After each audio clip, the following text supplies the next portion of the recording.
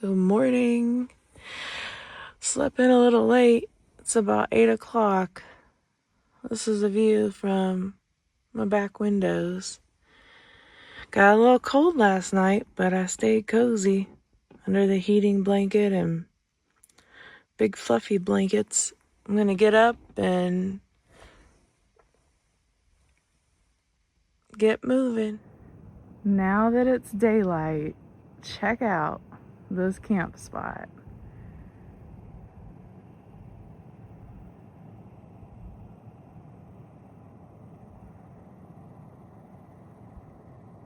There's the van. And campground's still pretty empty. The one car left that was over in this direction. Down at the bottom of the campground is the Colorado River. I've never been down this low to the Colorado. I've always seen it from above at the Grand Canyon. So yeah, gonna get back to the van, get this day started. All right, we're getting on the road. Gonna head up towards Page, top the tank off, grab some food, extra water, and hit the road. Check the Colorado River out. Isn't that beautiful?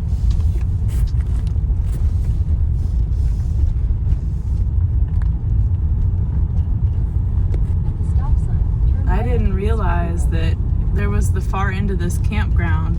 You could pick that as your view as well. That is pretty epic.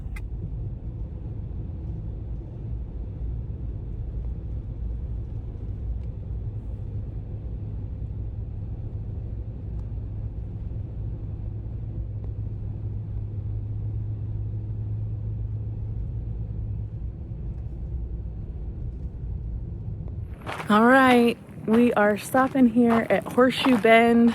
It's about a 1.5 mile round trip walk. We were on our way up to Page and this was right here. So I'm like, I gotta stop. I need to stretch the legs. Doing all the driving, you don't get a lot of steps in for the day, so. Well, this was definitely worth the walk.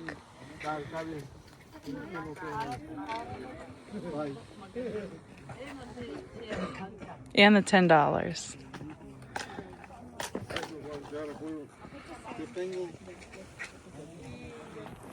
It was worth it to stretch the legs, and being only $10. It's a pretty cool spot. If you have time, I'd put it on the list, but I wouldn't drive out of the way just to see this. But it was cool. Don't get me wrong. So we're gonna continue on to Page and then head to Utah. We're gonna make it to Utah today. These roads are pretty bumpy. It's probably hard to hear me too, but we're just leaving out of Page. I got my groceries, my refrigerator's full, got more water, filled the tank up, and again, coming out of Page, there's just more and more beautiful views. So if scenic places are your thing, this is the place to come and roam and explore.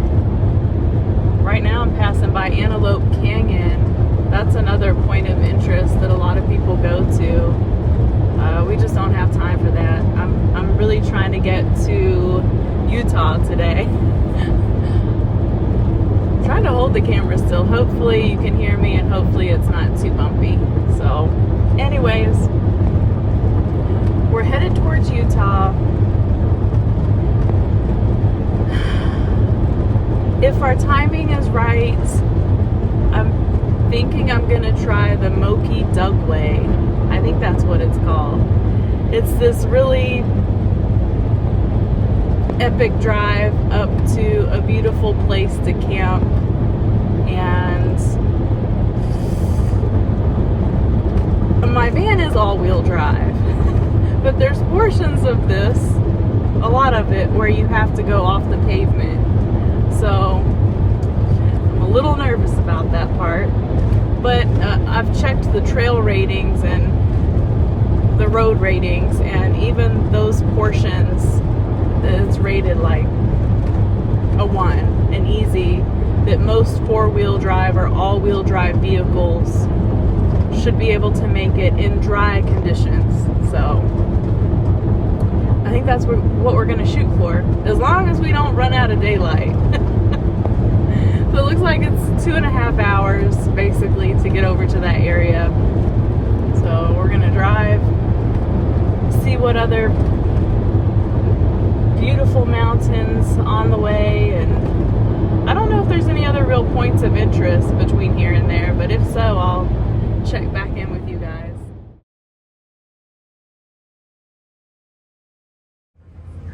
Hello, doggy. Well, this is my first reservation dog. I guess on the reservation lands and a lot of the public places, there's dogs roaming, looking for food, so they kind of go up to everyone and see who's got something for them. I'm just topping the gas off one last time, a little bit paranoid here, before I turn up the road into a more rural area. So yeah, the van's looking good, tires look good, and the tank's topped off. So this town that we're pulling out of is, where I've turned is 18 miles to the Utah state line. So we are almost there. You can see the landscape is starting to change again. Speaking of landscape, it's been, again, multiple landscape types, from flat and open and dry to snow-covered to hilly, and then now we're back into the red rock formations, and it's, again, beautiful.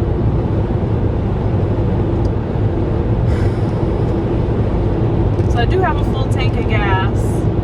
Looks like on the GPS, got about 60 miles to my actual destination. Can't wait to show you that. But yeah, these dogs, it's so sad. Like, I want to feed them, but I also don't want to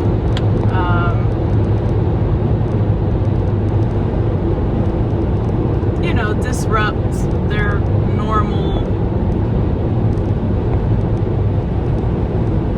way of life, however they source food. Maybe the locals feed them or put dog food out, or they're eating something, because they're not like skin and bones, or the ones that I saw, they weren't skin and bones. But I do want to take them all home with me. Where it's like, I don't want to see any animal live like that. But oh wow, look at this road open up. That is cool. Really cool.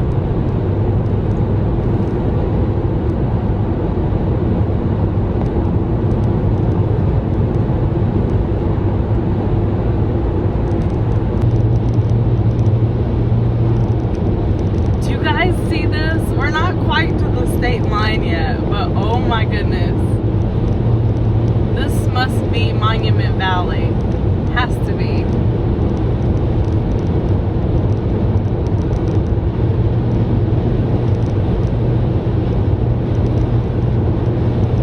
It's amazing.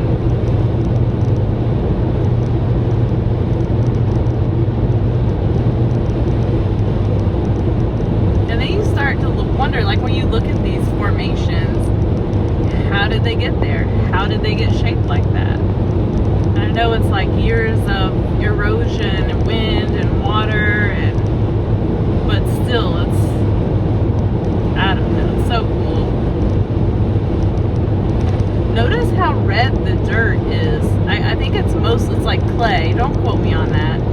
I like to make stuff up, but pretty sure it's a clay dirt, which makes it so red. Look at this off this direction. I mean, there's just more and more. Look at this road.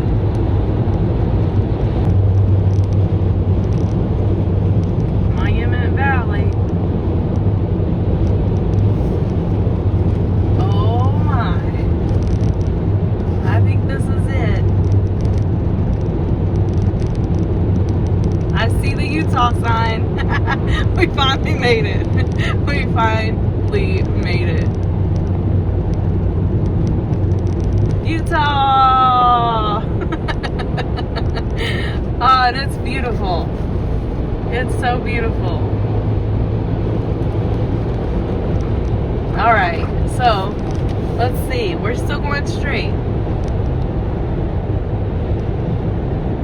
I guess you could drive back in there and check out Monument Valley, but I'm headed north. In 600 feet at the traffic circle, take the second exit onto US 163 North. How do you guys like Monument Valley? It's pretty cool. Pretty unique scenery. So we've made it to Utah. I feel accomplished in that, and I think it's a good time to probably wrap this video up. As you guys know, this was unexpected. I decided to, in the middle of this trip, start filming, so bear with me with my audio, with my video. I don't have like the necessary stuff to make it the best, so stick with me. I'll see you in the next video where I'm gonna go tackle this epic drive and a really cool campsite. So see you next time.